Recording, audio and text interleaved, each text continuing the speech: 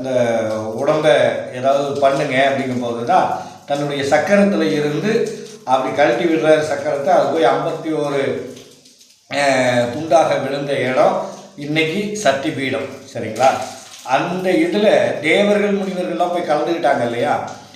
அந்த தேவர்கள் முனிவர்களுக்கும் என்ன கொடுக்குறாங்க? சாபம் கொடுக்குறாங்க. அந்த சாபத்தை வெள்ளிங்கிரி மலையில் போய் தரிசனம் பண்ணும்போது உங்களுக்கு சாபம் நிறுவத்தியது. என்ன மலை மேலே போய் அவங்க தரிசனம் பண்ணிட்டு நீ இது பண்ணும்போது உங்களுக்கு சாபம் நிறுவத்தி ஆகும்னு சொல்லிடுறாரு யார்? சிவபெருமான். அதுக்கப்புறம் தான் அப்படியே அவங்களும் வர்றாங்க.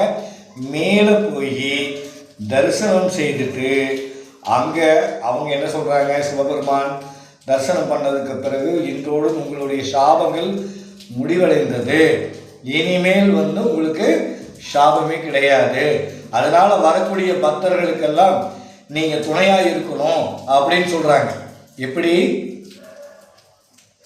எப்படி இருக்கணும்? மூங்கல் தடியாக இருக்கணும்னு சொல்கிறார். அதனால தான் ஆதி காலத்தில் வீட்டில் எல்லாம் கொண்டு போய் வச்சு பூஜை பண்ணுவாங்க. ஒவ்வொரு வருஷம் போகும்போது வரும்போதும் வீட்டிலேருந்து எடுத்துகிட்டு வந்து அந்த தடியை வீட்டில் வச்சு பூஜை பண்ணுவாங்க. ஏன்னா எல்லாமே நல்லது நடக்கும் அப்படிங்கிறதுக்காக.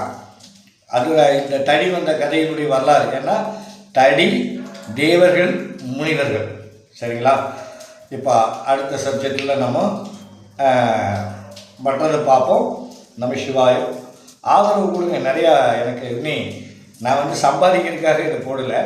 ஒரு 1000 பேர் 2000 பேர் அதில் சேர்ந்தாங்கன்னா அந்த தகவல் ஈஸியாக நம்ம போய் சேர்க்க முடியும் இல்லையா? வெள்ளிங்கிரி வரலாறு. நம்ம சிவாயம் நேற்று நம்ம போட்ட ஒரு வீடியோ